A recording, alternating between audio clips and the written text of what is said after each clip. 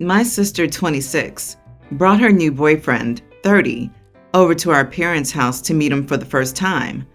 My wife and I came as well. We met the dude. He seemed okay-ish at first, but then he started asking weird and personal questions. My wife had breast cancer and got a single mastectomy last year. She told the story to my sister's boyfriend, and he was like, "Oh."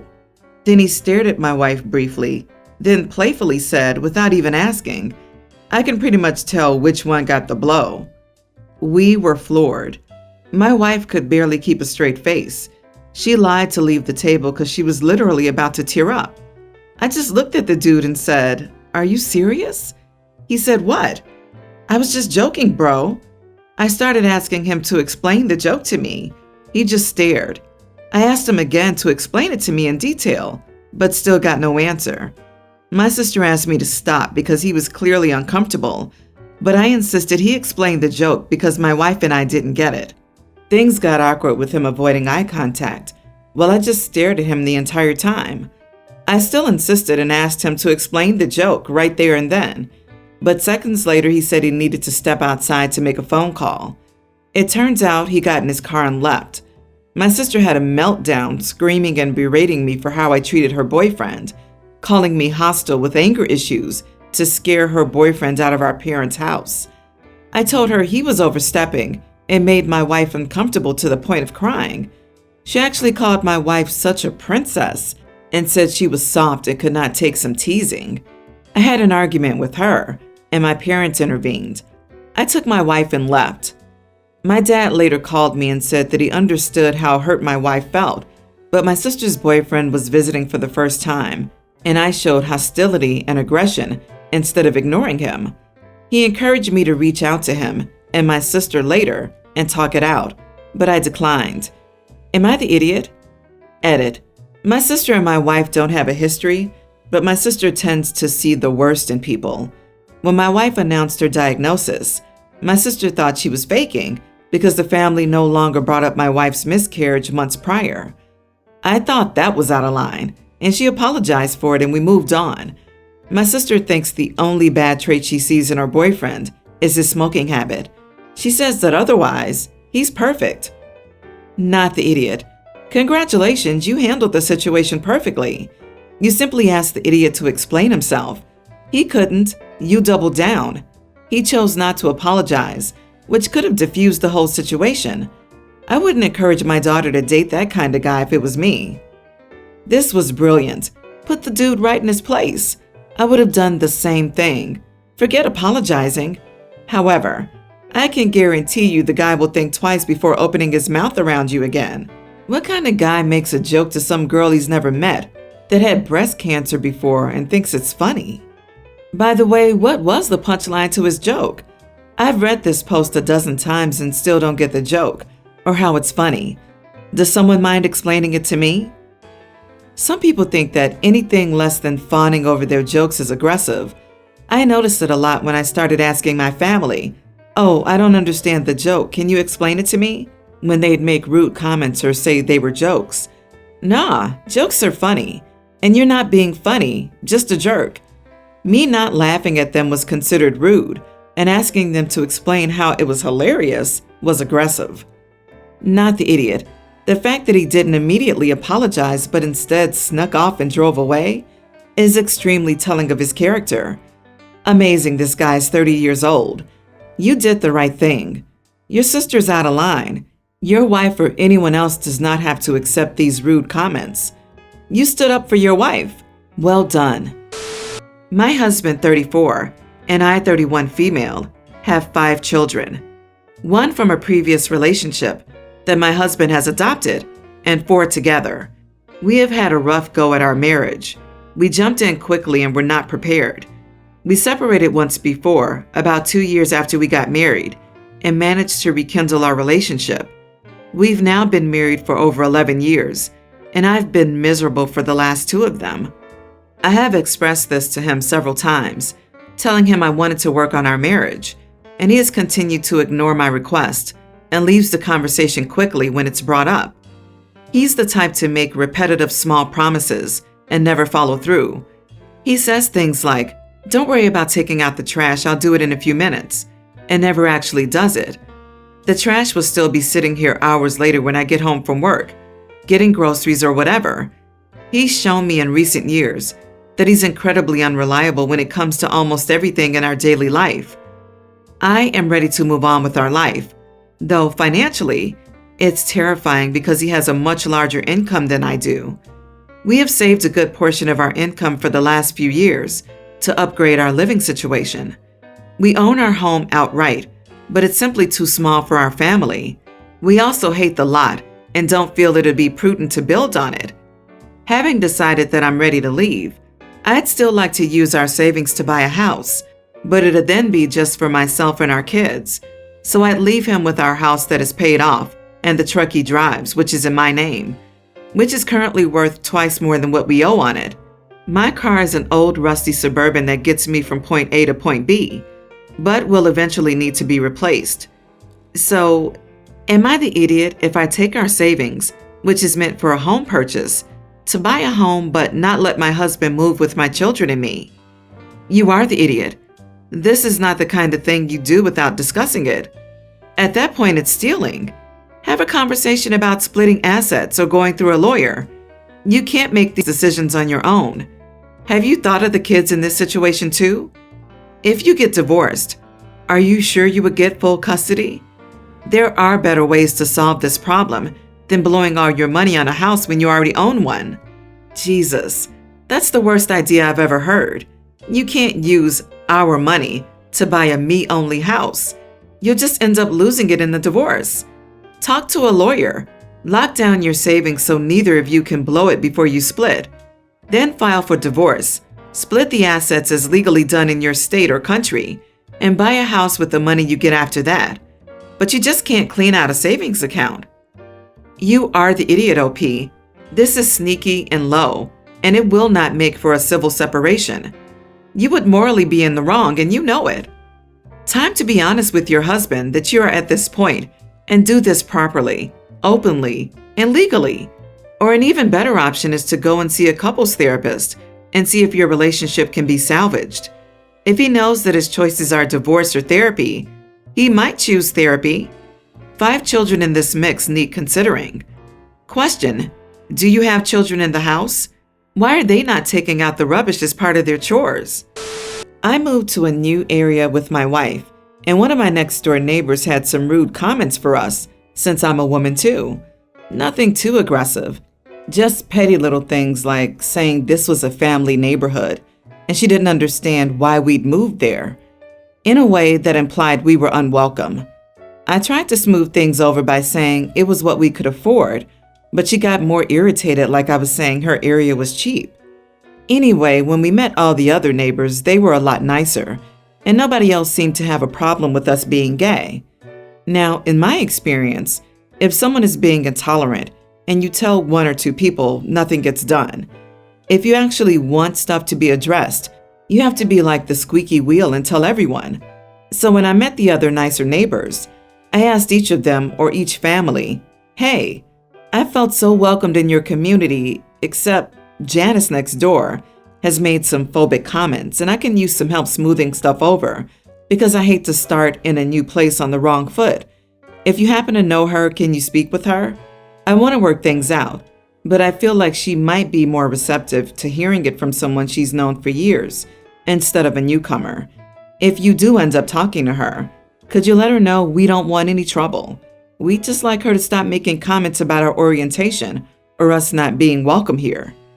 All the neighbors I asked this of were upset someone in the neighborhood had been so rude and offered to have a word.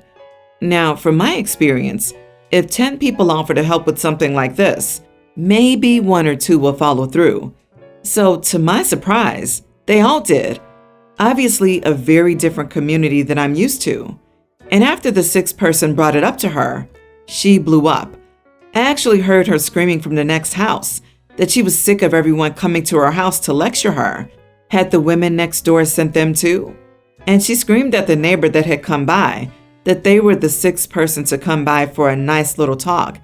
And after 6 of them, it wasn't a friendly chat anymore, and she was being harassed by everyone coming to her house. I came out of my house with my wife and she blew up at us, saying that by sending every other neighbor, I was harassing her. So I said that I didn't send anyone. Anyone who came was their own person who wanted to say something after I told them what she'd said to us. After that, apparently, the few neighbors who didn't stop by in person called or texted, and she blew up at them. I went back in and apparently she made a Facebook post chewing us out, but I didn't see it because my wife and I don't use Facebook. Am I the idiot for asking 10 people if they could speak with a rude neighbor? Not the idiot. I honestly am fascinated with your community. Your neighbors are awesome, except for you-know-who. You didn't do anything wrong. You only asked a couple of your neighbors to talk with her. You didn't force them. And as you said, I didn't send anyone. Anyone who came by was their own person. The fact that everyone said something means this woman is a known idiot. It's hard for me to put myself in the neighbor's position, simply because I'm also queer, which would definitely affect my decision-making. But in general, if I had a neighbor that seemed perfectly friendly until someone moved in and called them a bigot, I would want to do my own investigation. I'd probably talk to other neighbors and try and figure out if I missed something. It sounds like everyone knew this woman was a piece of work and were more than happy to call her out. Janice didn't seem that concerned about harassing you and your wife, so why should she have a problem when people harass her? Oh yeah, because she's an idiot and thinks she can get away with it. And dang, you have some awesome neighbors to have your back like that. So ignore her the best you can and keep being good friends with the rest of your neighbors. I, 27 male, and my wife, 26, have been together for 6 years, married for 3 months. We usually visit my wife's parents' place for dinner, and I can't stand my sister-in-law, 32. When my wife and I first started dating, my outgoing and sweet wife would just lose all confidence in herself around her sister. I never knew why. I asked her why she acted that way around her. She told me that her sister has tried to steal everything from her and be her whole life. She confided in me that her sister has always been the pretty one and she's been the loser, and that her sister used this against her. My wife has trauma. She copes with collecting vintage Barbie dolls from the 60s through 80s. Every 2 months we would travel a state away to go to a flea market to see a certain vendor. It was a treat for her and me. I got to see her heal her inner child. My wife wants an OG Color Magic Barbie from the 60s, but they go for $900 up to $2,000. She told me she didn't want to pay that much right now. My mother-in-law is very interested in my wife's collection. She was always asking if we had found one yet. My mother-in-law must have shared how badly my wife wanted that doll, because what happens a week after we tell my mother-in-law we couldn't find it? My sister-in-law posts on Facebook about how she got a magic Barbie outside the box. My wife's face dropped. She said it was no big deal, but I could tell she was upset. Her sister had stolen a chance again. I felt awful. I went online and ended up paying $300 for another Barbie. I know that's another one my wife wants. I could have bought her the $150 Color Magic Barbie, but I wanted to outdo her sister. After my wife got the doll I bought her, we walked into my wife's parents' house. My wife's sister then explodes, asking why my wife had to copy and outdo her. My wife just stays silent, so I told her, "She doesn't copy you. You just don't have a personality of your own. You grew up pretty, so you didn't form your own personality, so you leech off your sister's." My sister-in-law runs to the bedroom to pout and cry. My father-in-law went to go comfort her.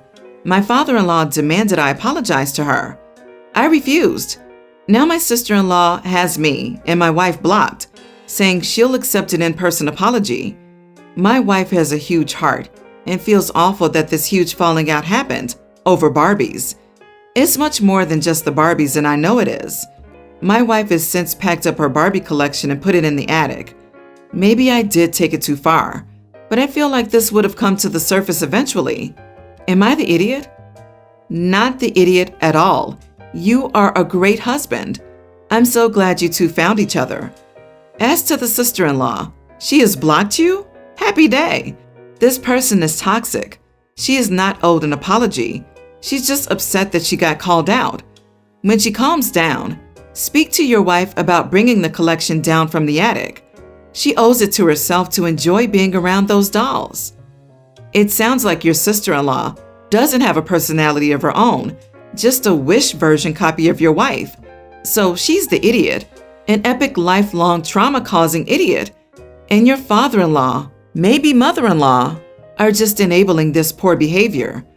I hope your wife can work through the issues her sister has caused and unpack her collection. Her sister is absolutely awful.